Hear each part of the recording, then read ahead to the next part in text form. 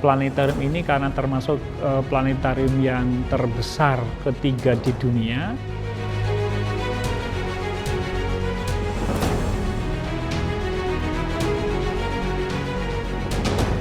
Hanya ada 8 planetarium di Indonesia, itu kurang lebih hanya 3 atau 4 yang pakai digital. Tapi semuanya kalah kelas dengan yang ini.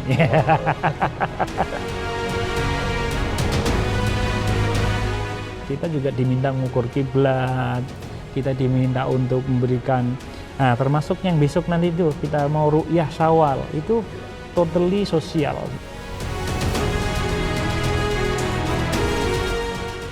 Saya hanya dari sisi kacamata astronomi, dari kacamata ilmu falak, dengan menggunakan kacamata itu saya bisa bilang insya Allah kita akan berhari raya bersama-sama besok.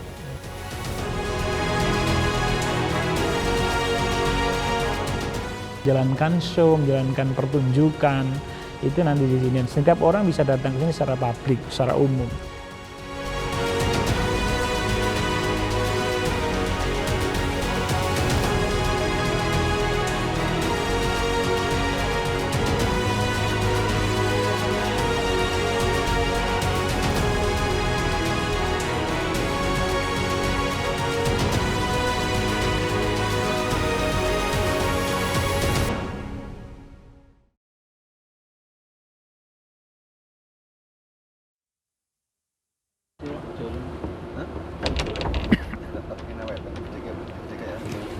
Assalamualaikum Pak Syifa. Wah, waalaikumsalam Mas Ilman. Ketemu lagi Pak Syifa. Gimana kabarnya Pak? Selama Ramadan?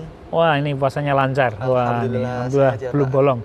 Jangan bolong tapi ya. Iya, gitu, semoga tetap lancar. Amin. Ini kita datang lagi ke sini Pak, yang kedua kalinya untuk annualan ya. Jadi karena kemarin kita sudah lihat-lihat prosesi dari Ru'yatul Hilal untuk penetapan 1 Ramadan 1443. Nah, ini banyak kita juga penasaran nih untuk menelusuri secara lengkap untuk planetarium ini dan juga observatorium terutama. Nah, kebetulan Pak Syifa di sini kan sebagai kepala gedung planetarium dan juga observatorium. Nanti boleh untuk kita diajak lah untuk melihat sekeliling sini, boleh ya Pak? Tour gedung ya, gitu ya. Gedung. Boleh. Tapi secara detail Pak. Oh, aduh gitu ya. Boleh. Insya Allah nanti kita bisa ajak keliling Mas Ilman, dan sampai juga ada para pemirsa di TV online juga, biar tahu nih kira-kira kita punya apa gitu ya. Punya apa dan kita bisa gunakan untuk apa, terutama untuk bagian mendukung untuk mengedukasi masyarakat tentang astronomi itu, yang gitu juga. Ini ngomong-ngomong enaknya sambil duduk aja Pak. Boleh. Kita duduk saja. Ini kursi banyak Mas. Di sana aja ya Pak? Boleh. Yuk kita duduk Mas. Kita lihat kursi-kursinya Pak. Baik. Ayo Mas, kita duduk Mas. Nah. Ini di sini ada 190 kursi. 190 kursi. Jadi planetarium ini karena termasuk planetarium yang terbesar ketiga di dunia, ukuran diameternya 18 meter, maka kemudian pengunjungnya termasuk cukup besar. Ada 190 seat atau kursi yang nanti untuk para pengunjung, penikmat film astronomi atau edukasi astronomi di sini. Nanti kita bisa memilih. Ada wilayah yang VIP. Nah, ini VIP nih Mas ini. Ini VIP. Yang ini adalah seat, yang ini adalah VIP room, yang side A dan side B, serta A, B, C, ini D. Nah, ini untuk untuk yang non VIP, kelas ekonomi gitu. Oh gitu. Perbedaannya apa sih Pak yang VIP sama yang ekonomi ini?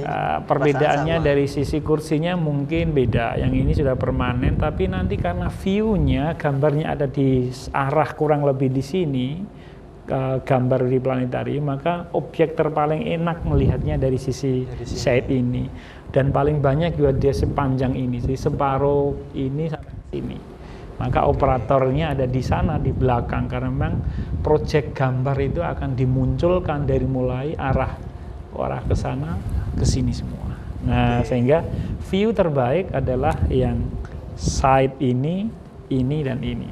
Ini sebetulnya bisa, cuman Justru untuk melihat ke sana kan agak sulit Mas Hilman. Nah, maka kemudian harus begini, bahasa Jawa ini dengkek ini Mas. Nah, itu sehingga agak sulit. Maka tapi masih bisa melihat, masih bisa. Hanya perlu sedikit trik, yaitu lehernya gimana. Nah, itu kan dalam jangka yang panjang agak berat. Nah, maka ya kita duduk dulu sini. Kita coba yang kursi VIP aja mungkin. Boleh. Oh, di situ.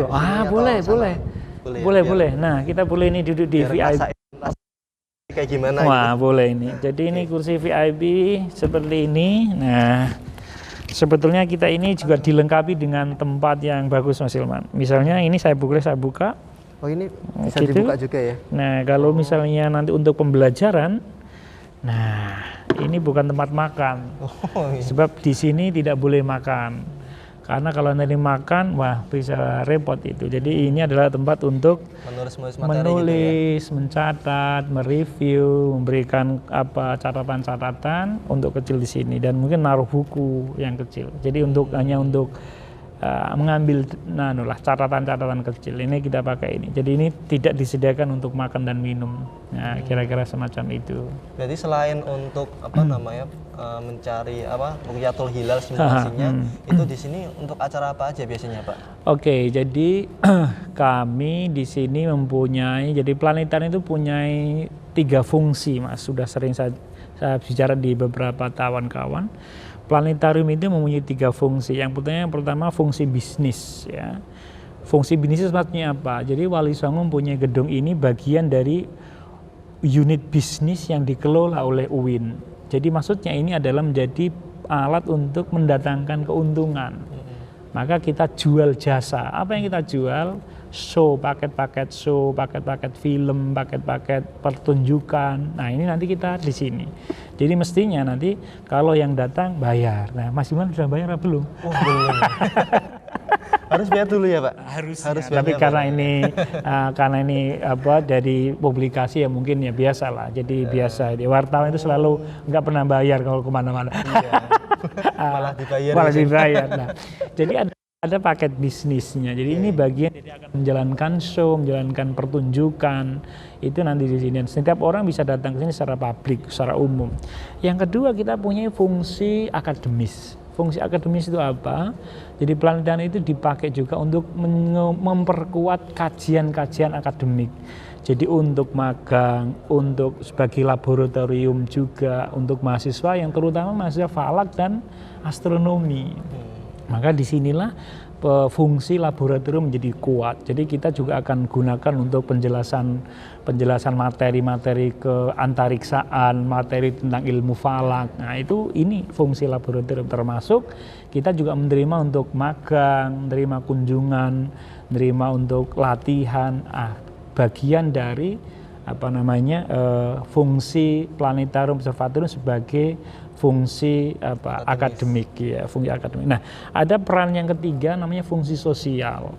Fungsi sosial itu maksudnya apa? Kami sebagai lembaga yang bisa jadi khusus begini juga mempunyai semacam layanan kepada masyarakat yang sifatnya sosial. Apa itu contohnya? Kita juga diminta mengukur kiblat, kita diminta untuk memberikan, termasuk yang besok nanti itu kita mau ru'yah Syawal, itu totally sosial. Jadi kita tidak menarik fee juga enggak, tapi betul-betul ini adalah bagian dari pengabdian kita kepada masyarakat. Jadi nanti ada ru'yah itu, nanti ngukur kiblat, kemudian ada membuat kalender, imsaki ya, dan hal-hal yang lain sifatnya untuk kepada masyarakat. Maka kita mempunyai satu ikat ini mempunyai fungsi bareng. Jadi ada fungsi bisnis, ada fungsi akademik, ada fungsi sosial. Maka keberadaan ini menjadi khas, beda dengan kalau ada beberapa orang yang hanya mempunyai laboratorium saja.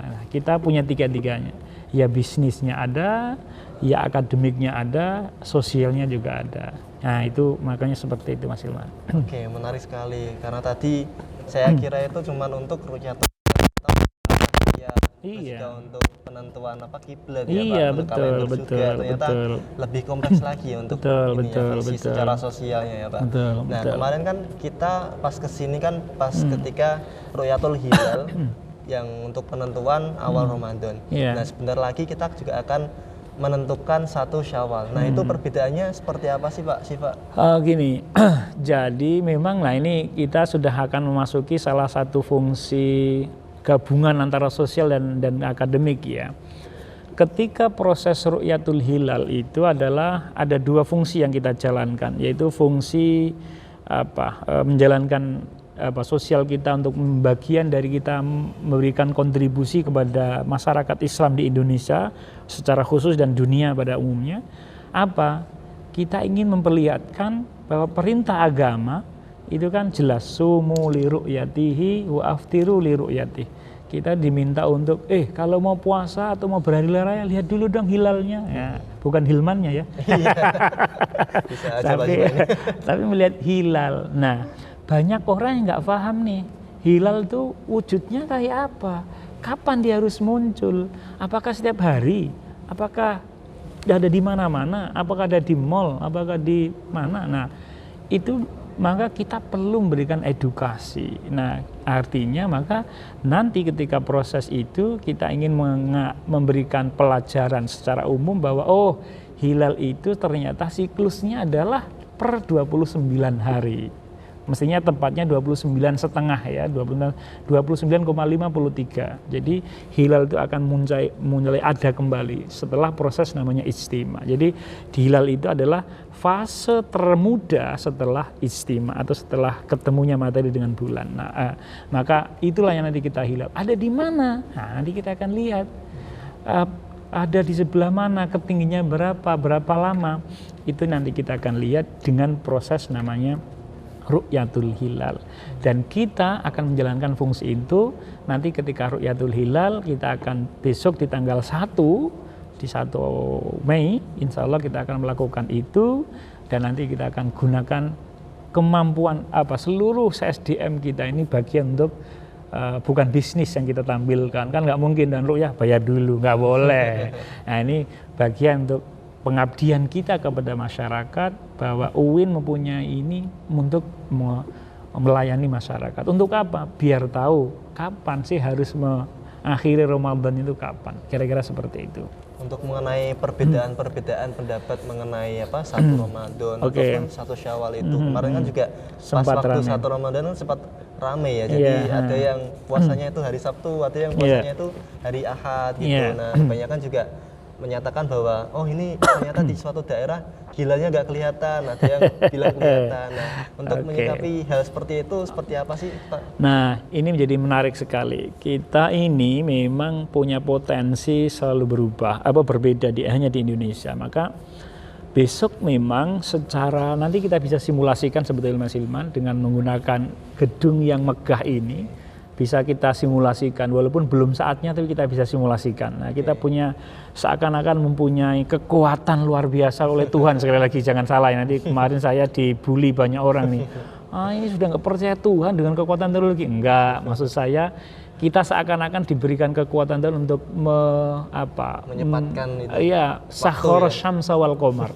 Bisa mengendalikan bumi dan matahari dan kawan-kawannya gitu. Nah, kita bisa berikan simulasi mempercepat waktu sehingga nanti tanggal 1 Mei itu nanti akan seperti apa situasinya. Nah, itulah yang kemudian dengan situasi bagaimana sehingga kemudian mungkinkah kita akan berbeda? Ternyata iya. Ada potensi nggak sih sebetulnya tentang perbedaan itu? Mungkin ada, potensinya akan ada sih, potensinya akan selalu ada, terutama bagi teman-teman saudara-saudara kita yang menggunakan model hisab yang urfi misalnya ya, bukan teman-teman yang menggunakan hisab yang hakiki, misalnya kayak Abugi komunitas di Banyumas, kemudian ada beberapa tempat di beberapa kawan yang lain yang mungkin akan mengawali dulu lebih dahulu ya. Nah, tetapi prinsipnya memang kita besok akan mempunyai potensi berubah ya. Tapi dugaan saya karena kita kemarin sudah meratifikasi, menerima sebuah frame baru atau standar baru tentang bagaimana cara mengawali puasa atau Ramadan maupun Idul Fitri itu, maka saya akan duga besok kita insya Allah akan berlebaran bersama. Tanggal 2 insya Allah kita akan memulai secara bersama-sama. Kecuali ada beberapa potensi yang tadi saya bilang, walaupun pasti ada, tapi jumlahnya kecil. Tapi insya Allah ormas terbesar antara NU dan Muhammadiyah yang paling selalu dihadap-hadapan tuh ketika begini nih, insya Allah kita akan, saya tidak mendahului keputusan Menteri Agama ya, tidak, saya nggak sopan namanya ya, karena saya bukan Menteri Agama atau belum kali ya. Semoga ya. Waduh, ini doanya puasa-puasa nih mandi gimana?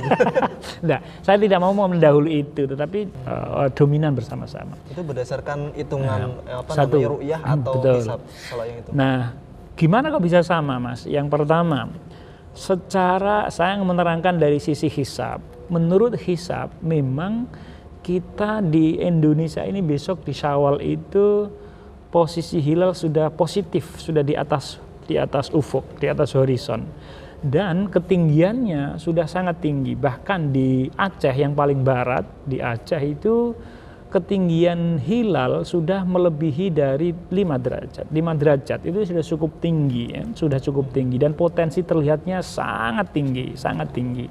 Yang kedua, dari parameter yang kedua yaitu elongasi. Elongasi itu seberapa jaraknya antara matahari sama bulan ya. Karena itu menentukan bentuk hilalnya semakin tebal apa enggak. Jadi nanti kita lihat nih, hilal itu bentuknya apa? Selalu bunder terus atau seperti apa. Nah, hilal itu mak celirit, maka dulu orang sering menggambarkan dengan alis alis ini ya.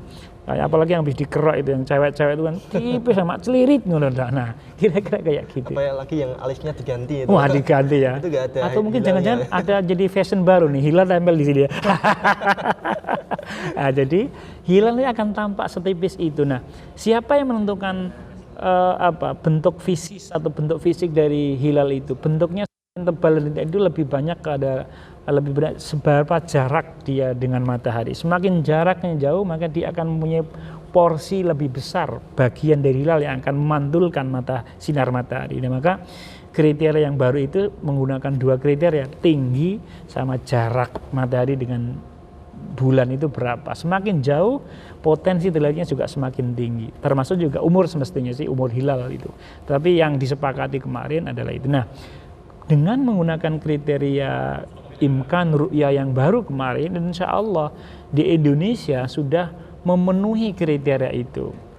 Ibarat boleh dibilang kriterianya sudah masuk nih. Nah, jadi kita boleh mengawali hari raya kalau gimana sih? Itu kan pertanyaan sederhananya. Kalau gimana sih? Hilalnya gimana? Hilalnya sudah memenuhi kriteria, tingginya masuk lebih dari 3, kemudian jaraknya lebih dari 6,4. Itu kriteria Mabim yang baru yang kemarin diterima oleh NU kita sendiri maupun diterima oleh menteri-menteri agama di Mabim, Menteri Agama Indonesia, Malaysia, Brunei dan Singapura. Itu sudah menerima itu. Dengan berdasarkan kriteria itu, maka kalau toh nanti berhasil, maka sama. Kalau nggak berhasil ruyahnya, maka mungkin juga bisa ditetapkan dengan menggunakan frame itu, dasar itu, maka kita juga bisa mengawali bersama-sama dengan teman-teman yang menggunakan hisab itu. Jadi insya Allah potensinya mungkin ada tapi sangat kecil, nggak banyak, nggak dominan. Insya Allah kita akan mengawali hari raya besok itu insya Allah akan bersama. Semoga demikian. Bersama-sama ya. Insya Allah, walaupun sekali lagi tentu ada sih ya, karena praduga ini ya. Iya, karena memang masyarakat kita ini masih sangat beragam, Mas Hilman. Ada masyarakat yang masih menggunakan hisab urfi yang 29, 30 gitu kan. Ya masih menggunakan namanya hisab urfi. Jadi pokok hari ini bulan ini kok 29, maka besok harus 30, besok lagi 29, itu 30. Maka dalam hitungan yang seperti itu, maka kemudian punya selisih satu saat. Nah, itu ceritanya namanya hisab urfi. Jadi kalender kita yang Jawa Islam itu dulu menggunakan, ya saat ini pun masih ya, menggunakan konsep yang kayak gitu. Kalau saat ini 29, maka besoknya harusnya 30 berikutnya. Karena memang nggak boleh lebih dari 30, nggak boleh kurang dari 29. Itu prinsip umum dari kalender Komariah. Nah, dulu itu dipakai titen, ilmu titen. Saat ini 29, besok 30, 29. Nah, hanya perhitungan begini ini nggak bertahan lama, maka perlu ada koreksi. Kapan koreksinya? Nah, ada orang yang tidak mengupdate ilmu ini sehingga kemudian dikira ilmu itu sudah akan berjalan selama-lamanya, padahal ada selisih. Nanti setiap 120 tahun ini harus dikoreksi. Nah, sehingga kalau nggak dikoreksi, maka dia akan duluan gitu. Harusnya ditambah satu hari gitu. Nah, sehingga harusnya ditambah tapi dia nggak nambah akhirnya. Jadi nah, mungkin itulah bagi teman-teman kita yang muslim yang di Banyumas, yang komunitas aboge ya, itu dia akan mulai lebih dahulu gitu. Nah, itu selalu ada potensinya. Maka jangan heran nanti kalau di TV-TV ada orang yang mungkin akan mengawali hari raya lebih dahulu. Bisa jadi karena start mereka juga lebih dulu gitu. Tapi kalau yang saya bilang ormas yang terbesar boleh dibilang NU dan Muhammadiyah, saya kira insya Allah kita akan bersama-sama gitu Mas Ilman. Kalau Muhammadiyah itu pakainya hisab turfi atau bukan lagi? Kalau ini karena saya bukan orang Muhammadiyah ya, tapi saya paham setidaknya saya dengan ilmu itu saya paham. Karena prinsip Muhammadiyah itu wujudul hilal. Wujudul itu syaratnya hanya ada 2. Jadi 1 ada istima yang terjadi sebelum huruf, yang kemudian yang kedua hilal sudah positif di atas ufuk sekecil apapun. Nah, hanya dia parameter itu. Maka kan besok itu sudah masuk nih, sudah istima sebelum huruf atau sebelum tenggelam matahari sudah istima, sebelum fajar atau bahkan ada yang qoblal ini ya tengah hari. Kemudian hilalnya ketika saat matahari tenggelam, hilal sudah di atas ufuk. Sekecil apapun maka teman-teman Muhammadiyah akan menghitungnya sebagai awal bulan yang baru, dan itu jelas sudah sangat tinggi. Hilalnya sudah 5 derajat. Ini saya ceritakan yang Aceh ya, yang paling barat. Kenapa kok saya pakai Aceh? Karena sifat hilal itu semakin ke barat dia punya potensi semakin tinggi. Semakin ke barat semakin tinggi. Maka Indonesia Timur, Papua gitu ya, itu bisa jadi hanya sekitar 4 derajatan ya, 4-3 gitu ya, karena selisih 1 jam itu kurang lebih selisihnya secara sederhana boleh diambilkan hilal itu punya selisih setengah derajat. Nah, kita Indonesia Timur sama Indonesia Barat mentok itu kan selisihnya 3 jam. Maka kurang lebih selisih antara Indonesia Timur sama Indonesia Barat itu posisi hilal kurang lebih selisih 1,5 derajat kurang lebih. Jadi kalau di Aceh sekitar 5, maka di sana sekitar ya kurang aja 1,5. Berarti kan kurang lebih sekitar 3,5. Nah, itu hitungan gampangan ya, tapi tidak semudah itu karena ada prinsip ngitung yang lebih jelimet. Tapi ini saya hanya asas mudah, kurang lebih di Indonesia Timur 3,5 itu, tapi di Indonesia Barat sudah lebih tinggi 5 derajatan. Nah, itu mengapa kita selalu mengacu kepada tempat yang paling barat ketika melihat hilal gitu. Bukan yang timur tapi lebih ke barat yang kita lihat. Karena dia potensinya semakin tinggi. Mengapa harus begitu ya? Karena kita satu wilayatul hukmi. Se-Indonesia yang dilihat adalah yang paling barat. Coro anak itu gini Mas. Kalau orang yang dilihat itu anak yang paling gimana ya? Anaknya yang paling gede dulu dong. Nah gitu, jangan yang kecil. Maka yang dilihat apa dulu? Kalau ngundang bancaan sing diundang sing gede sih. Tapi kan ngundang syukuran jenenge iki? Pesta udi-udian. Nah, itu sing diundang sing gede, sing cilik dhisik. Tergantung frame-nya apa. Kira-kira itu sederhananya begitu. Kita menggunakan parameter seperti itu. Kira-kira seperti itu Mas Ilman. Oke, menarik sekali ya Pak Syifa. Jadi kemungkinan besar nanti waktu lebaran kita bareng-bareng dari ormas terbesar itu. Itu tanggal berapa ya? Tanggal 2 Mei ya berarti? Tanggal 2 Mei insyaallah. Tanggal 2 Mei ya. Tapi terlepas dari perdebatan entah itu bareng atau enggak, yang penting itu prinsipnya tetap satu. Jadi kalau misal Ramadan itu tetap tanggal 1 Ramadan. Ya, gitu. Kalau lebaran tanggal 1 Syawal. Ya. Itu yang nggak bisa dirubah ya. Kalendernya sebetulnya ya satu. Puasa ya mesti tanggal 1 Ramadan. Semua sama. Cuman satunya kapan? Yang mana? Tapi prinsipnya kita sama gitu. Jadi kita menurut saya dengan adanya edukasi semacam ini, saya berharap bahwa masyarakat kita semakin terdidik ya. Orang semakin paham, akhirnya kalau orang itu paham maka biasanya semakin wise, semakin bijaksana. Biasanya kalau orang itu ilmu sithik maka senenge rada nesunan gitu ya. Jadi karena ibarat dia wacananya sedikit, tapi kalau ilmunya banyak maka dia akan semakin wise, semakin luas, semakin bijaksana gitu. Maka saya melihat orang yang dalam ilmunya itu hidupnya enak gitu ya. Kayak saya maka betul-betul hikmah atau kebijaksanaan itu betul-betul hikmah itu muncul dari keluasan pengetahuan. Kebijaksanaan itu muncul bukan karena nggak tahu, tapi saking tahu banyak sehingga tahu, oh kalau gini tuh boleh, kayak gini boleh, kayak gitu boleh, kayak gitu, karena dia tahu banyak gitu. Tapi dia memilih satu untuk dipakai dirinya. Jadi begitu. Jadi potensinya seperti itu. Nah, harapan kita sekali lagi dengan adanya planetarium UIN Wali Songo Semarang ini, saya berkeinginan untuk mengedukasi kepada masyarakat publik, terutama juga melalui ini nih TV NULN ya, NULN ini saya berharap juga ini bisa tersebar luaskan kepada publik secara umum, bahwa kita juga ingin mengedukasi bahwa semakin paham tentang persoalan ini, kita tidak semakin gontok-gontokan, tidak saling menyalahkan, tapi semakin wise. Nah, pilihan-pilihan itu banyak. Ibarat sampai dikasih mau makan apa itu enak, mau ini tergantung tubuhmu suka yang mana nih. Nah, oh jangan mau buka dulu Mas. Ntar lapar Pak. Ntar lapar kita duluan gitu, kira-kira seperti itu. Oke, ini kita tadi udah bahas agak serius ya. Sekarang kita coba ini Pak, saya penasaran lihat-lihat secara detail yang ada di sini lah, terus juga yang di tembok-tembok itu kenapa kok dilapisin dengan ini saya harus bercerita gitu ya? Ini ya Mas. Satu, nah ini saya ya punya banyak cerita di sini Mas. Satu, di planetarium itu apakah harus kubah? Wajib ya, jadi planetarium itu pasti kubah karena ini menjadi miniatur dari langit gitu. Apa langit bentuknya bulat karena nggak ada yang tahu, gitu kan? Nggak luasnya ujungnya langit nggak ada yang tahu, maka kita hanya menggunakan model sepanjang kita melihat itu, maka ya kayak buntar gitu. Nah, jadi ini kita menggunakan teknologi. Nah, layar yang kita putih itu yang kita lihat ini Mas, ini kita sudah menggunakan namanya nanosim. Nanosim itu, nah ini salah satu teknik atau salah satu teknologi. Sebetulnya kalau di zoom in, gitu, sebetulnya adalah potongan-potongan screen gitu. Nah, dari perpotongan itu kita ini kan karena putih ya masih kelihatan, tapi kalau pas gelap nggak kelihatan.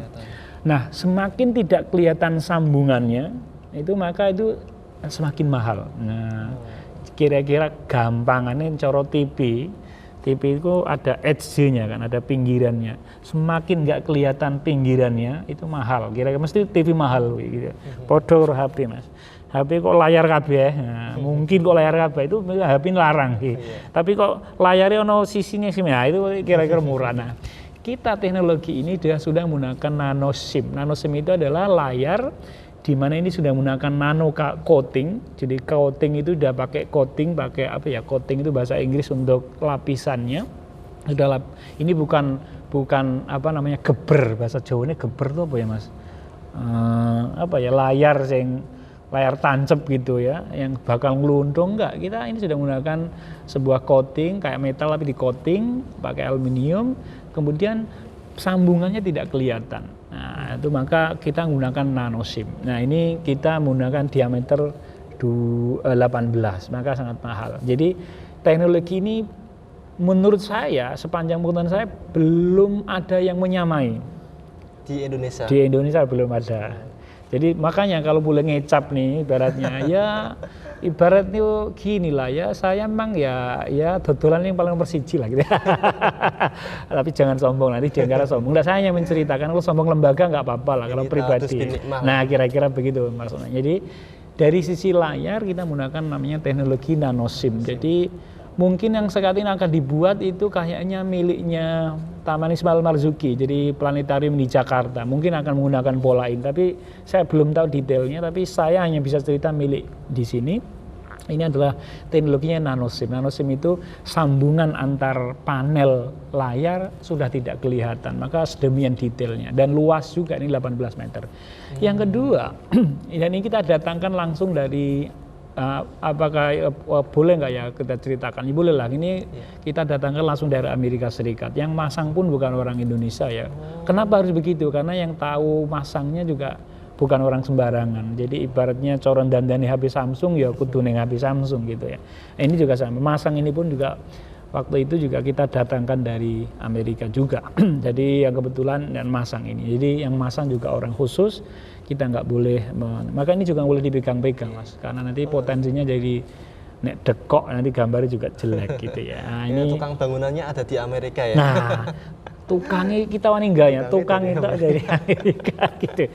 Nah, kemudian ada juga kenapa kita menggunakan ini kayak apa namanya ini namanya sih peredam ya. Peredam. Sesungguhnya mengapa ini peredam?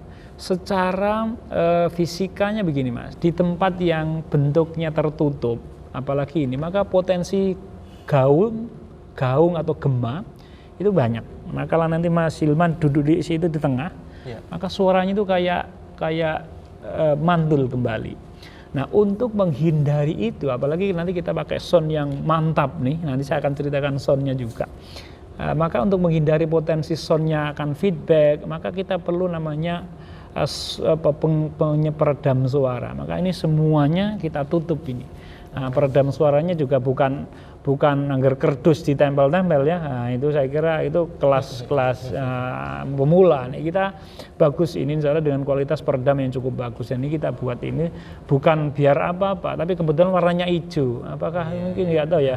Apakah negara diliput oleh dolar? Tapi saya kira enggak. Ini karena memang warna yang cenderung, kalau putih saya cenderung gampang kotor kan. Jadi kita menggunakan warna yang karena kampus hijau, kita sudah mendeklarasi kampus hijau, maksudnya green itu cenderung menggambarkan hutannya, pohonnya, maka hijau sebetulnya. Itu maksudnya itu, sehingga peredam ini kita kasih itu. Kemudian yang kedua ada namanya Cove-Lite. Nah, Cove-Lite itu yang mana? Cove-Lite. Mas coba nyalakan yang Cove-Lite-nya Mas, yang Mas Hilman. Bisa ditambahkan Mas, pelangi yang muter Mas. Cove-Lite-nya Mas, biar kita lihat nih Mas. Bisa? Ini padam berarti? Enggak padam. Okay. Cove-Lite itu hanya yang lampu di sekitaran ini.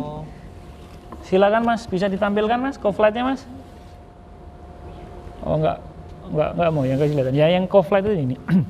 Jadi ini adalah seakan-akan ufuk, penggambaran ufuk itu yang di situ itu adalah penggambaran. Nah, nanti di ufuk itu ada gambar senja, gambar panorama, mau terang, mau apa, itu dibantu dengan namanya Cove-Lite. Nah, itu maka dari situlah kita juga penggambaran Cove-Lite. Jadi ini satu packaging antara Cove-Lite, layar, kemudian ada dua proyektor ya namanya.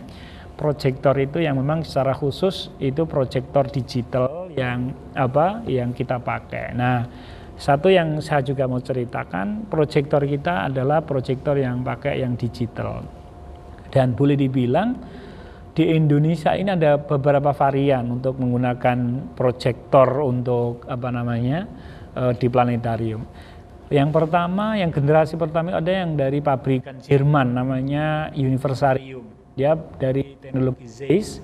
Kalau Anda tahu pembuat kamera, lensa kamera yang mahal salah satunya adalah Zeiss. Itu kalau boleh disebut nama ya boleh, nggak apa-apa lah, saya nggak mau promosi, tapi itu mahal. Nah itu ada yang menggunakan itu, tapi berbasis lensa. Nah itu namanya Zeiss. Tapi kita tidak menggunakan itu, karena dia nanti berbasis lensa. Jadi bentuknya nanti ada star ball. Nah kalau nanti kapan-kapan kalau mau membandingkan yang di Ciki ini, itu pakai star ball, bentuknya itu kayak lensa, jadi pakai film. Jadi misalnya jadi gambar ini ada kayak bola gini, terus di sini ada lampunya, di sini kecil-kecil ada lensanya, nanti diproyeksikan ke sini. Ya, jadi kira-kira teknologinya kayak gitu. Jadi nanti ada bintang apa di sini ditutup, dibolongin kecil-kecil gitu. Nah inilah yang akan menjadikan prinsip untuk itu. Nah itu namanya star ball, Universarium namanya. Dulu kita pengen menggunakan itu, tetapi keputusan finalnya tidak menggunakan. Kita menggunakan yang teknologi digital. Dengan sekali sorot semua keluar. Nah itu kita menggunakan yang teknologi digital. Hanya ada beberapa yang menggunakan teknologi digital menurut saya. Hanya ada 8 planetarium di Indonesia, itu kurang lebih hanya 3 atau 4 yang pakai digital. Tapi semuanya kalah kelas dengan yang ini. Laki-laki ngomong sombong ya Mas, enggak ya, ini posa-posa jangan sombong ya, tapi hanya ini kan bukan milik saya ya, tapi kita ada beberapa yang mirip pakai digital, ada sih. Misalnya miliknya salah satu LFPBNU juga ada tuh, Pak Indro Setianto juga punya, namanya Musolatorium. Dia juga mempunyai proyektor digital. Tapi ya jangan dibandingkan dengan yang ini. Mohon maaf Pak Indro ya. Nah, jadi memang beda. Jadi kesannya kalau nanti habis dari sini kok terus pindah ke tempat, termasuk juga yang di Jogja, Taman Pintar Jogja yang di Malioboro itu kan ada. Itu juga digital ya. Tapi jangan bilang lagi kalau bilang ya. Ini pokoknya perfect lah, biasa lah pokoknya udah disetting. Ya untuk saat ini yang paling advance kira-kira begitu ya. Jadi ada 4 yang punya, yang dari 8 itu yang 4 digital. Ada Musolatoriumnya Pak Indro yang di Imanoong, di Bandung, di Lembang, di Taman Pintar, di Mataram, UIN Mataram, dan Wali Songo Semarang. Dan kita adalah the only one. Yang terakhir saya mau overview suaranya Mas. Nah itu suaranya kita sudah pakai, surround, mungkin kelasnya kayak kalau masuk ke XX1, suara yang mantap itu apa ya, Dolby 4.0 misalnya. Nah kita sudah sekelas itu, jadi suaranya mantap sekali. Untuk terbang dem-demah gitu ya, terus ngebass itu dem-demah, itu enak banget gitu. Surround, jadi seakan-akan suara itu mengitari kita, tidak sana dan sini beda-beda gitu. Lebih dari stereo, lebih dari itu, jadi sudah surround gitu. Nah itu enak banget gitu. Nanti kalau kita bisa saksikan film-filmnya, kalau pas ngebass ya enak banget gitu. Nah inilah equipmentasi kita, dari mulai projecting, kemudian doomnya, layarnya, kemudian ini dan kursinya. Kalau kursi kita buat sendiri, made dari dalam negeri, tidak semuanya kita datangkan dari luar negeri. Tapi kalau kursi ini produk kita adalah cinta produk bangsa. Nah kita menggunakan warna. Tapi kok merah ya? Saya nggak tahu nih. Merah itu karena dulu pertimbangannya gini, karena merah itu yang ketika nanti dari redup ke terang atau sebaliknya, itu warna merah yang paling mudah untuk ini menyesuaikan gitu. Itu dulu ada perdebatan sedikit sih, tapi ini hanya pilihan, bukan karena apa-apa ya. Bukan ini yang seperti itu lebih ya. Membakar semangat gitu. Bisa jadi lebih warm juga karena ini kan dingin. Oh iya, ini ada juga AC-nya juga harus dingin Mas. Oh gitu. Kenapa saya pakai jaket, bukan karena lagi meriang ya, enggak. Itu memang ada alasan untuk perawatan alat ini? Betul, lebih ke maintenance, karena memang requirement atau persyaratan proyektor kami itu harus suhunya paling tidak maksimumnya di 19 derajat. 24 gitu. Jam seperti ini? Ya ketika dipakai saja sih, karena sebetulnya iya kalau mau pakai, cuman kita tidak menyarankan untuk dipakai untuk 24. Jadi kalau besok kita rencananya buka itu ya paling nanti satu hari mungkin hanya 2 kali show kali ya, supaya karena mungkin kalau nanti tambah orang, tambah SDM mungkin beda lagi. Tapi saya dalam perencanaan ke depan ketika dibuka untuk publik mungkin seharinya 2 kali show mungkin. Karena apa? Satu SDM, karena SDM kami juga dosen, harus ngajar, harus ngabdi, harus neliti, harus macam-macam. Jadi kalau show terus maunya dapat uang banyak tapi badan remuk gitu. Nah, jadi kegiatan harus berimbang. Ya untuk duit yang ngajari tetap, ya dolan-dolan jangan sampai lupa gitu. Sama keluarga ya. Nah itu dia, kira-kira seperti itu Mas. Jadi kira-kira apa ya, untuk membangun kubah semega ini itu butuh berapa lama sih Pak? Kalau proyek ini dimulai sebenarnya sudah sangat lama ya Mas. Sebetulnya kalau membangun agar duitnya ada cepat, cuman problemnya adalah kita perlu spek yang khas ya. Sebetulnya banyak bentuk dome yang planetarium itu kubahnya ada yang sedikit beda Mas, ada yang agak sedikit miring begini ya. Tapi prinsip pakai dome lah ya.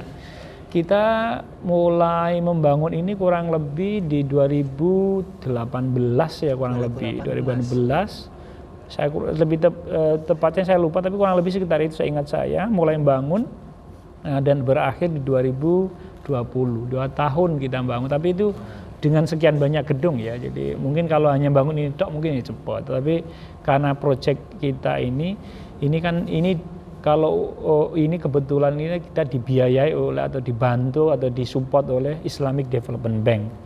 Nah kita dapat dana itu dan kita bangun. Nah akhirnya rampung di tahun 2020 Nah 2021 sudah kita mulai latihan-latihan penggunaan ini. Nah 2022 ini kita sudah mulai gunakan untuk kepentingannya lebih bermanfaat. Kira-kira semacam itu. Ini karena kan tadi sudah ada beberapa penjelasan soal mengenai gedung dan lain sebagainya. Boleh nggak sih Pak untuk ditunjukkan simulasinya untuk nanti waktu Lebaran itu kita ajukan waktunya gitu. Kita percepat dulu waktunya. Boleh. Satu Syawalnya itu kapan gitu, coba kita simulasikan sekarang. Baik. Bisa nggak ya Pak? Boleh nanti, tapi agak gelap nanti Mas, karena ketika saya menjalankan show di planetarium itu gelap. Harus gelap. Kenapa gelap? Karena sifat langit yang lebih dominan itu gelap, gitu ya. Kalau malam, karena objek yang bisa kelihatan itu gelap. Nanti harus gelap, nanti bisa nggak nanti kita amati. Oke, nanti kita simulasikan seperti apa situasi dari besok, situasi di akhir Ramadan, 29 Ramadan tanggal 1 Mei seperti apa, dan nanti akan prinsipnya kayak apa. Nanti saya akan dibantu oleh teman-teman di planetarium ini yang akan memberikan bantuan untuk membantu saya untuk mengoperasikan, dan nanti kita narasikan. Saya kira itu begitu. Kita geser ke simulasi. Baik. Nah, akan baiknya kalau simulasi kita tutup ya, nanti tidak sebal Mas. Nah, ini kayak di kereta api atau di pesawat ini ya. Baik, nanti saya akan minta juga. Ini namanya garis meridian. Itu apa aja nih? Ini adalah garis imajiner.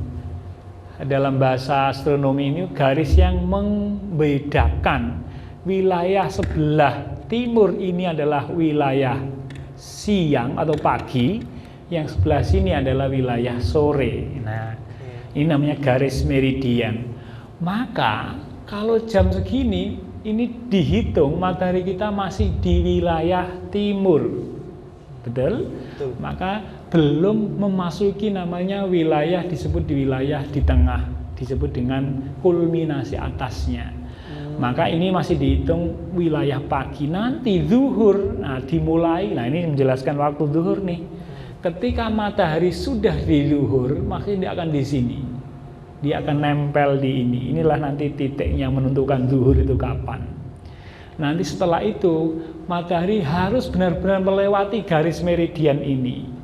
Ini nanti kalau ini sudah, maka barulah kita boleh sholat zuhur. Nah, inilah dengan garis meridian, garis yang membagi antara pagi dan sore. Nah, inilah pembatas melihatkan kita waktu zuhur. Nah, ini bisa begini tuh enak menjelaskan secara astronomi gitu. Kalau ini dicari di alam nyata nggak ketemu. Nggak ketemu gitu kan. Ini soalnya bisa digambarkan secara sini. Ini siapa yang buat? Nah, ini yang buat garis imajiner yang kemudian membagi antara wilayah bumi yang bagian sore dan pagi. Saat ini boleh dibilang mendekati waktu zuhur. Nah, nanti kita akan zuhur. Nah, ini pukulnya saat ini begini. Ini adalah simulasi di mana saat ini kejadian real nyata. Saat ini jam segini matahari di mana? Nah, di sini. Di Semarang seperti ini.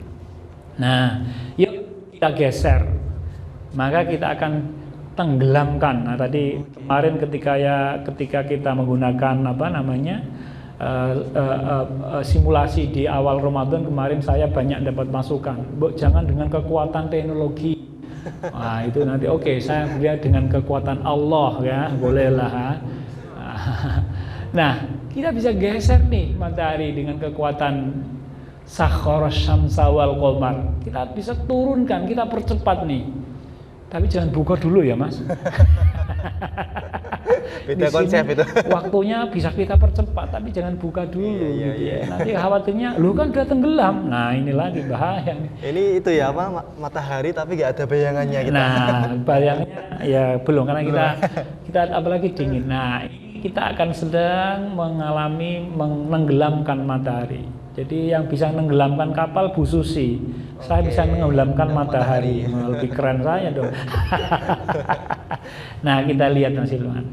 Ketika matahari sudah mulai tenggelam, maka di langit matahari, di langit barat, maka akan terjadilah disebut dengan cahaya syafaq. Inilah yang disebut dengan cahaya syafaq yang menjadi pertanda waktu maghrib. Jadi ketika cahaya syafaq ini sudah mulai hilang, maka habislah waktu maghrib. Berarti cahaya itu bukan dari matahari?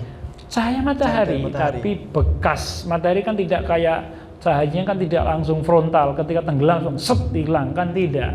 Tetapi matahari masih punyai sekian cahaya yang kemudian tidak langsung set tapi gradual. Nah, inilah, dan ini yang kemudian nanti akan memperlihatkan, ini akan menjadi potensi ketika ru'yatul hilal itu punyai tantangan.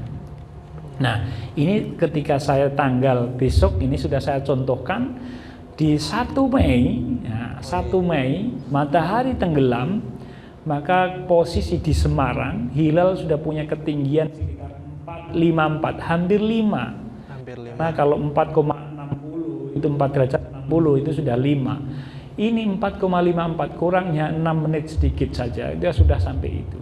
Jadi ini hampir posisi mendekati sudah di atas ufuk. Matahari sudah tenggelam. Nah, cuman sayangnya kita akan punya potensi penghalang ru'yah. Apa itu? Ya ini. Apa awan. Ini? Awan, betul. Awan menjadi salah satu objek fisik yang memungkinkan menghalangi pandangan. Kalau ini saya tidak kasih label, tanda matahari apa bulan, coba dihilangin aja tandanya. Mungkin kita nggak tahu nih, kalau ini saya hilangkan moonnya, dihilangkan labelnya, kita labelnya moon hilangkan. Nah, altitude-nya juga hilangkan. Maka yang terjadi, coba kalau orang awam yang nggak paham, kira-kira hilal ada di mana, mungkin bisa jadi malah yang terlihat adalah ini. Itu apa, Pak? Nah, ini planet Merkurius. Ya. Dikira ini adalah hilal, no. Dan ini potensi juga menjadi pengganggu ini ya. Bukan pengganggu, sebetulnya bisa jadi orang bisa keliru lihat. Salah persepsi ya. Maka dengan menggunakan ini kita bisa melihatkan, oh itu loh moon, masih kurang besar. Objeknya kurang besar, ini Merkurius kan. Nah, ini kenapa Merkurius lebih kecil? Iya, karena jaraknya jauh dari bumi gitu. Lah matahari kok kelihatan gede, memang dia besar. Maka Merkuri kalau diperbesarin kayak gini. Nah, ini objeknya mirip juga nih kalau mirip kayak bulan ya. Anggaplah ini saya pakai lihat teropong. Nah, kalau pakai teropong, maka view-nya akan seperti ini. Khawatirnya kalau orang nggak paham tentang ilmu astronomi, maka dikira ini adalah bulan. Karena tampilannya mirip. Nanti kita lihat kalau mau di fisiknya lebih besar. Tapi Merkuri di situ terus ya? Enggak, nanti dicok dia akan selalu tenggelam, tergantung posisi ininya dia gitu. Nah, kalau ini juga ini tadi saya bilang, bulan ada di mana? Di sini. Ada di sebelah mana? West. Nah, ini kan bisa kita lihat. Yuk kita lihat. Untuk menggambarkan itu, maka kita bisa melihat namanya alta azimutnya. Nah, supaya kita gampang kita lihat nih. Nah, dengan begini kita tahu nih matahari akan tenggelam di posisi 285. Ini azimutnya, dan ketinggian hilal kurang segini. Ya, ini adalah 555 sampai 10. Ini 1 derajat, 2 derajat, ini 5. Nah, kurang lebih hampir mendekati 5. Posisinya agak di sebelah seutara matahari, utara, lebih di utara. Maka ini kalau kita bisa melihat orang ru'yah biar tidak ngawur, maka harus pinter hisab. Ya, maka orang NU itu juga boleh dibilang ya ahli hisab, ya ahli ru'yah gitu. Karena supaya ru'yahnya tidak ngawur, tidak melihat benda yang salah, tidak ru'yah malah ke sini gitu. Nah, maka inilah untuk membuat ini ukurannya, maka kita lihat semacam ini. Ini posisinya matahari tenggelamnya, inilah posisi hilalnya. Kita bisa meniadakan untuk memperjelas image atau gambar atau citra. Yuk kita hilangkan pengaruh mataharinya. Kita hilangkan ini, kita hilangkan juga frame-nya, altazimutnya, azimutnya. Nah, kita bisa melihat di saat ini akan lebih tampak, mungkin kita bisa expose lebih besar. Nah, inilah nanti celiritan kecil yang di bawah ini, mataharinya kita hilangkan biar tidak kita konsentrasinya pada ini saja. Anggaplah kita pakai teropong. Oke, kita hilangkan matahari, nanti objek pendek kecil ini yang kita cari, Mas Hilman. Oh, yang bawah itu ya, begitu. Ini yang dikaji. Loh, kok sekecil ini? Betul. Sekecil inilah, karena nanti dia semakin lebih tua, maka tambah lagi sepertiga, seperempat, sepertiga, setengah, ya kan gitu. Nanti di full moon. Nah, inilah yang disebut dengan hilal ini ya, semacam ini. Inilah nanti besok yang akan diburu oleh pada seluruh umat Islam ketika di tanggal 29 Ramadan sore harinya gitu. Nah, inilah objeknya. Nah, anggaplah kita pakai teropong, inilah yang kita akan terlihat. Yang dilihat mata adalah ini, bukan bundaran ini tadi yang hanya pinggirannya malah ya. Pinggirannya bawah. Kenapa kok bawah? Karena matahari ada di bawah, bukan yang atas, bukan, tapi yang bawah. Ini yang akan kita lihat, ini yang akan diburu banyak orang. Siapa yang duluan melihat, maka dia akan menjadi orang yang terkenal dalam dunia persilatan astronomi gitu. Orang yang paling beruntung ya. Nah, kira-kira semacam itu. Nah, ini saya gambarkan, ini saya hilangkan mataharinya, saya hilangkan pengaruh atmosfernya, saya hilangkan pengaruh sinar syafaqnya atau juga twilightnya gitu ya. Hanya fokus betul-betul hanya pada ini. Maka ini membantu kita untuk punya gambaran hilal yang kita kejar besok kayak apa gitu. Nah, inilah situasinya, dan insya Allah karena ini saya yang menggunakan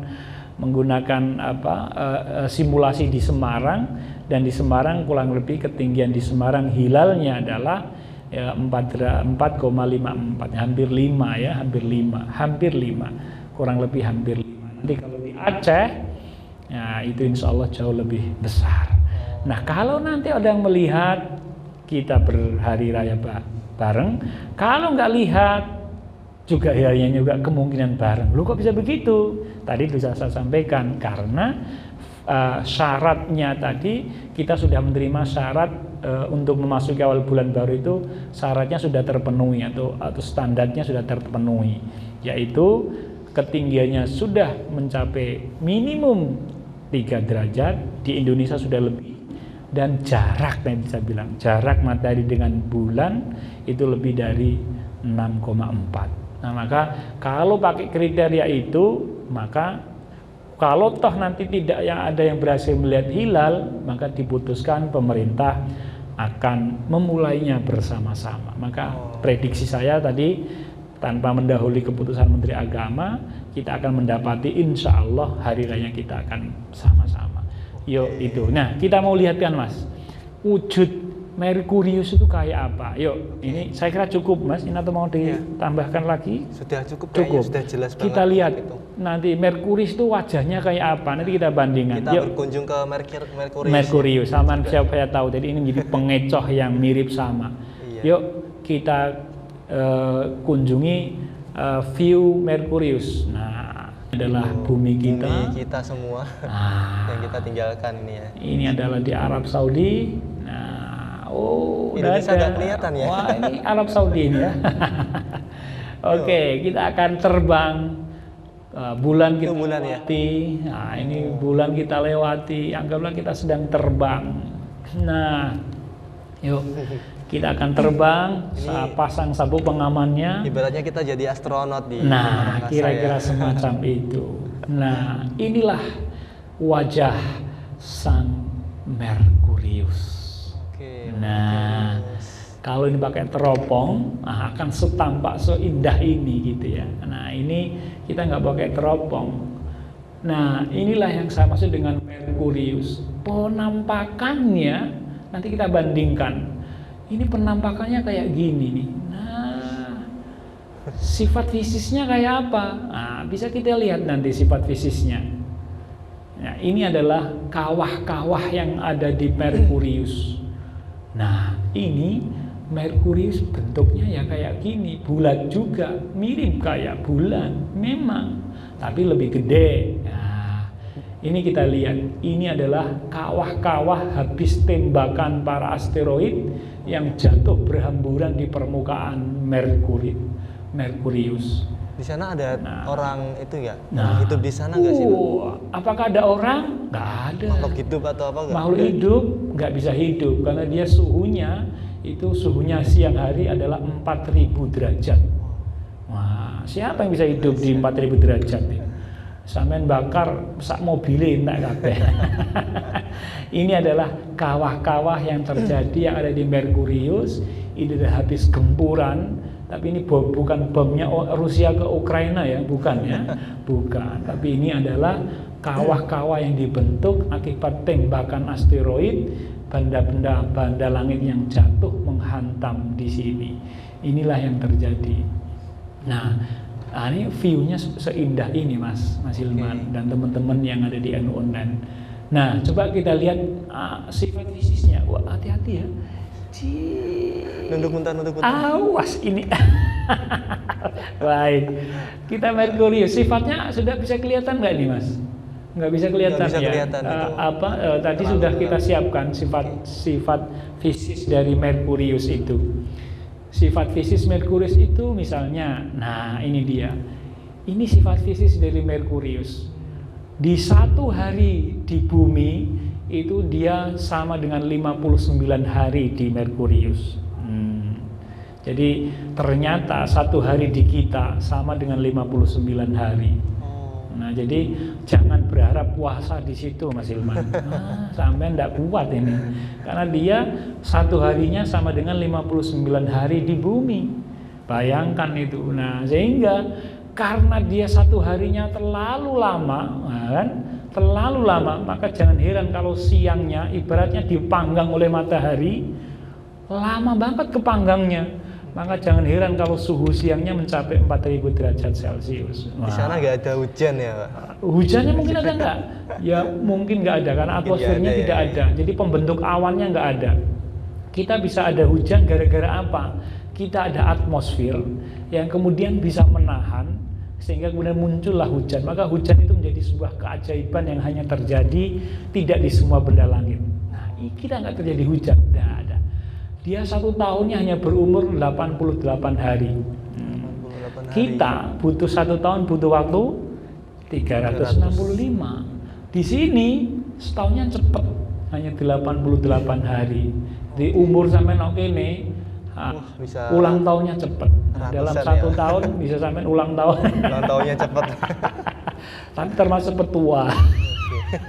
Maka disinilah yang saya bilang di Merkurius tidak memungkinkan ada kehidupan di sini. Bentuknya mirip dengan bulan karena dia hanya punya diameter ibarat bulannya hampir 5.000 ya. Lebih besar dari bumi. Bumi kita lebih besar maksud saya. Ini hanya sekitar 4.800 km.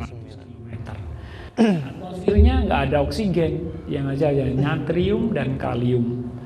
Jarak mataharinya 57, suhu malamnya, karena di sana mutarnya terlalu lama, maka di sini siang membara, dingin, yang di belakangnya dingin membeku sampai 2000 derajat di bawah nol. Ini disebut dengan Merkurius. Tampaknya kayak bulan, tapi tidak seperti bulan. Maka hal begini jadi penting untuk kita jelaskan.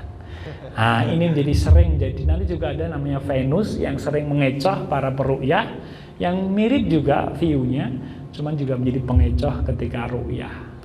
Ini adalah orang yang sering menjebak, tapi tadi situasinya agak sedikit jauh. Saya kira semacam itu Mas Hilman. Jadi orang nggak disarankan untuk ke sana ya, untuk Merkurius ini ya. Panasnya luar biasa. Terus kalau malam juga luar biasa dingin. Nah, jadi tidak ada orang yang bisa hidup dalam situasi seperti ini. Apalagi tidak ada oksigen. Juga. Jadi kalau beli oksigen itu satu itu berapa? Kemarin tuh waktu apa namanya pandemi itu COVID itu satu oksigen yang tabung 1 liter.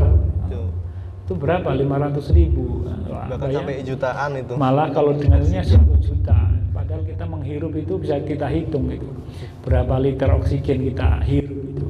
Wah, perlu modal banyak di sini ya. Atau Anda mau jualan oksigen, laris manis di sini. Tapi yang beli nggak ada. Karena nggak ada kehidupan. Baik, saya kira itu Mas Hilman sekilas tentang simulasi kita, dan ini adalah matahari. Oke, jadi itu mungkin bisa dibandingkan dengan bulan. Nah, oke, kita lihat sang bulan. Di mana sih bulannya? Nah, di manakah bulan? Yuk kita tinggalkan sang Merkurius. Kita akan berkeliling ziarah kepada sang bulan. Nah, kita akan berziarah ke satelit alami kita, yaitu sang bulan. Jadi wajahnya mirip dengan kayak sang Merkurius.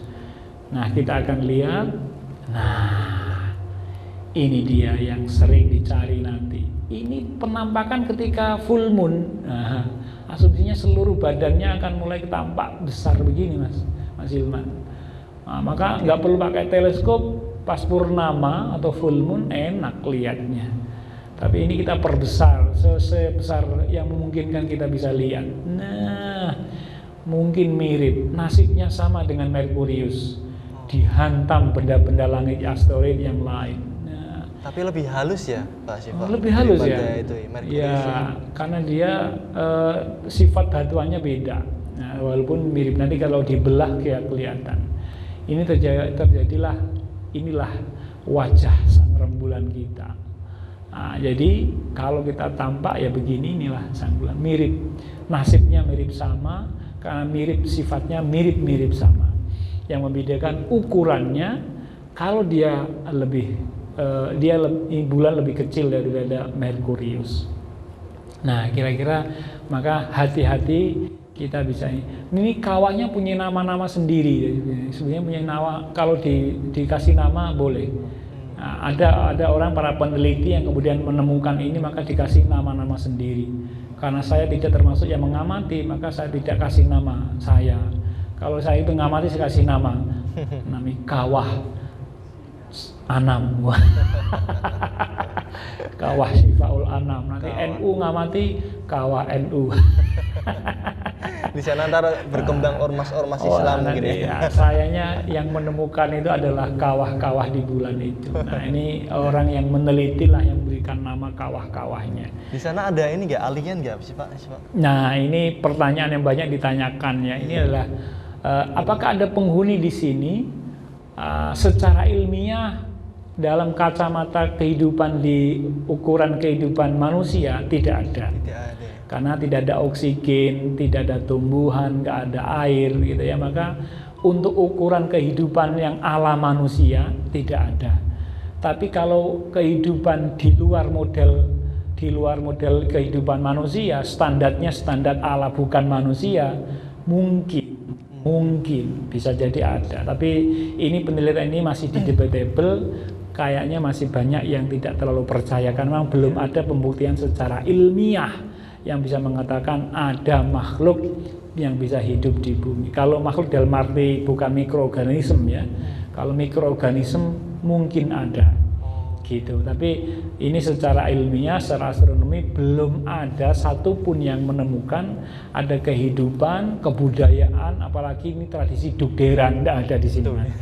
Tidak ada. Nah, jadi jangan mencari dugderan di sini. Kira-kira seperti itu penjelasannya, Mas. Oke, kita akan selesai simulasinya, atau kita mau lihat lagi? Cukup ya, ini kayak kemarinnya sama. Ini adalah kawah-kawah tembakan dari asteroid dan benda-benda langit yang lain yang hantam. Ini beda-beda ukurannya, ada yang semacam kecil, yang besar. Nah, ini tergantung yang menembak berapa. Berarti sekelas jet luar angkasa nggak bisa ke sini atau bisa ya? Apakah bisa semua Jeff Bezos dengan perusahaan antariksanya mau mendarat ke sini, mau wisata ke sini, tapi ternyata agak sulit gitu ya. Enggak bisa gampang semudah itu ya. Tapi ternyata memang seperti itu. Aduh. Oke. Jadi seperti itu. Oke, saya kira penjelasan tentang Merkurius dan Venus saya kira sudah. Ini adalah kembali ke tempat kita semula. Matahari sudah tenggelam Saatnya Allahu Akbar, Allahu Akbar. Wah, bukan dah. Jadi sudah buka ke Mas Hilman, tapi tidak boleh ya. Nah, oke, saya kira itu. Nah, nanti bisa dikasih adzan itu. Adzannya ada lah Mas? Kayaknya ada deh tadi itu. Kemarin ada kok adzannya itu. Ada nggak? Ada kemarin tuh. Sudah saya kasih adzan, ini sudah gelap ini. Ini ada gambaran di Ngalian ini, kelihatan berapa gunung kelihatan. Beberapa gunung di sini. Adzannya adzan Mekah lagi di Ngalian. Di Mas adzannya Mas? Nggak ada ya? Ini kan sudah gelap nih. Oh. Belum otomatis ya? Otomatis ada adzannya kalau tenggelam. Wah. Beneran.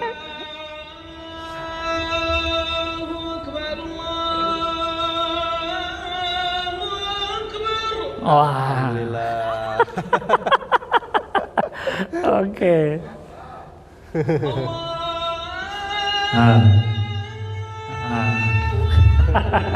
Ini bahayanya kalau waktu dipegang sama manusia kayak gini. Wah, kita bisa mempermainkan. Untung saya tidak dikasih amanah oleh Tuhan untuk mengatur waktu sedemikian enaknya ya. Jadi kalau kehidupan nyata, wah bahaya. Saya bisa mempermainkan waktu gitu ya. Maka hanya Allah lah yang bisa mengendalikan waktu gitu ya. Nah, inilah saya kira penjelasan kita Mas Hilman tentang simulasi. Nanti kita boleh yang ke tempat yang di observatori. Insya Allah semacam itu. Ya, Oke, kita nyalakan lagi ya. Ya lampu co-flightnya. Nah, biar kelihatan.